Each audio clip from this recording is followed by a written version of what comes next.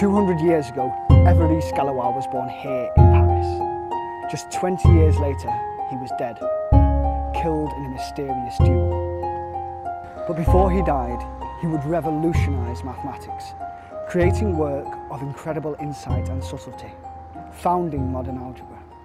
In his short life, Evariste would challenge the mathematical establishment, fight the monarchists that were crushing Paris, and die in a duel over his first love. It was a life of passion, of genius, a life well lived, but it ended in terrible pain and tragically young.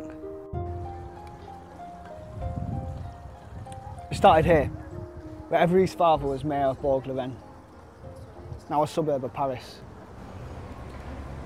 He was a supporter of Napoleon and democracy, a proud Republican, with a passion for politics that his son would inherit. But Evariste's passion for mathematics was not inherited. It developed at the Lycée Louis-le-Grand, a school that had produced Robespierre and Victor Hugo. Here, Evariste devoured the latest mathematical research, as others would read a novel. Soon, he abandoned all his other studies in favour of maths, and by the age of 17, he had published his first academic paper on continued fractions. From there, he turned his adventurous mind to the unsolvability of the quintic and whether we can determine if any given equation is solvable. To crack this solvability problem, Evariste introduced the seminal concept of a group and formulated a new branch of algebra, known now as Galois theory.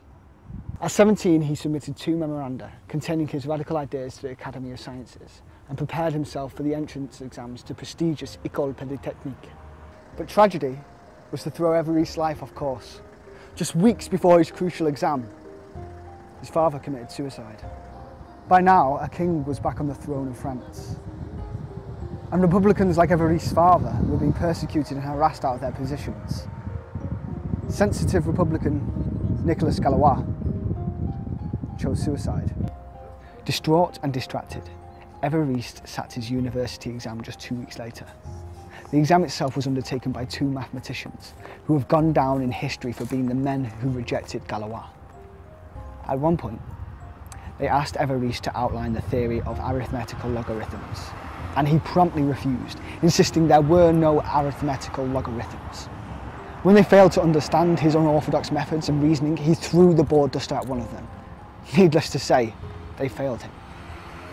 Apocryphal the story may be, but Evariste failed, and a growing sense of persecution at the hands of lesser mathematicians began to eat away at him. A sense of persecution that wasn't helped when the Academy of Sciences managed to lose the memorandums he had submitted. And adding insult to injury, they lost his entry for the Grand Prix of Mathematics. With judges among the greats of mathematics, such as Poisson and Lacroix, winning the prize would give the teenager a final chance to penetrate the closed world of Parisian maths.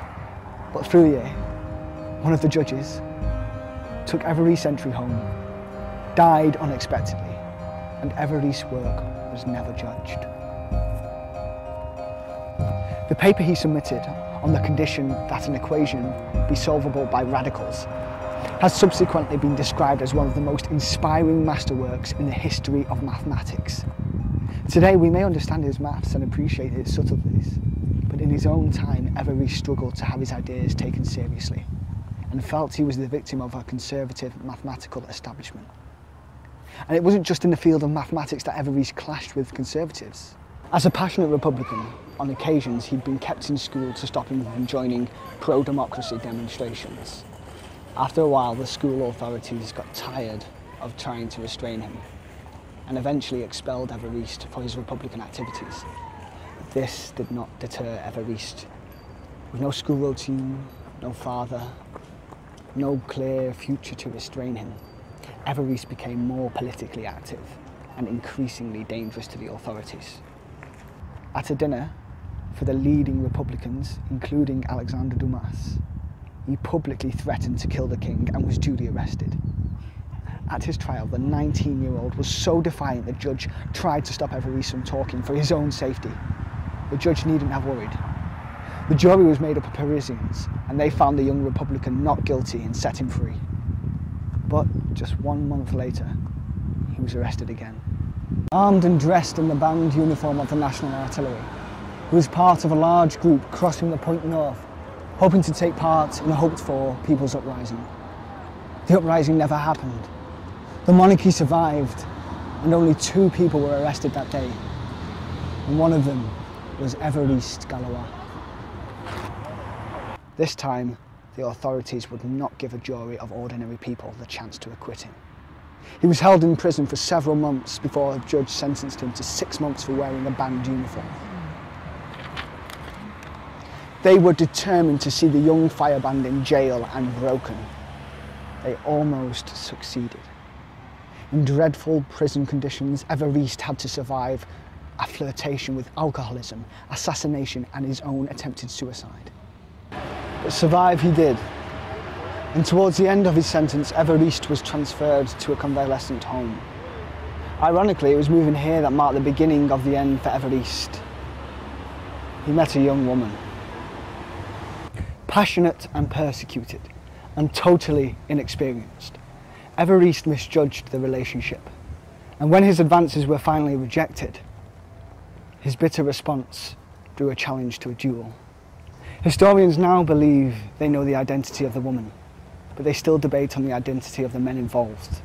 Whoever they were, Evariste did not expect to survive the encounter. The night before the fight, he gathered his mathematical papers together and summarised his ideas. He wrote 3 letters. The first was to all Republicans, almost an apology for not dying for the cause. The second letter was to his friends, begging them for forgiveness because he didn't tell them about the duel, for his challengers had sworn into secrecy. The third was an incredible summary of his radical mathematics, containing earlier ideas, new ideas, and some ideas that today have still not been deciphered. And as dawn broke on May 30th, 1832, before leaving for the duel, Evariste scrawled his last words: "Je n'aime pas le temps." I have no time. He was right. He died from a single shot. It was a painful death from a stomach wound. And he survived a full day, long enough for his brother to be at his side and hear Evariste's last words: "Don't cry. I need all the courage to die at 20. This much we know. But so much mystery surrounds the circumstances of the duel that conspiracy theories are legion. Was he worked into a duel by his political enemies? Enemies that were happy to see him almost destroyed in prison. Enemies that used his own passionate nature against him on his release. Was he trying to commit suicide by duel? Abandoned by his father? Ignored by his mathematical peers? Rejected by his woman? Or was Evariste simply burnt out and feeling finished at 20? Was he trying to use his own death so that fellow Republicans could meet en masse at his funeral and spark the revolution he so desperately hoped for? Thousands did attend and police did make arrests, but no revolution followed.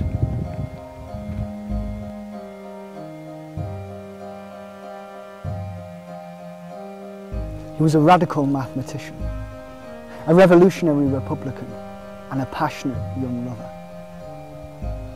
Cruelly thwarted by the conservative establishment and killed by the conventions of his time. What could he have achieved if he had lived?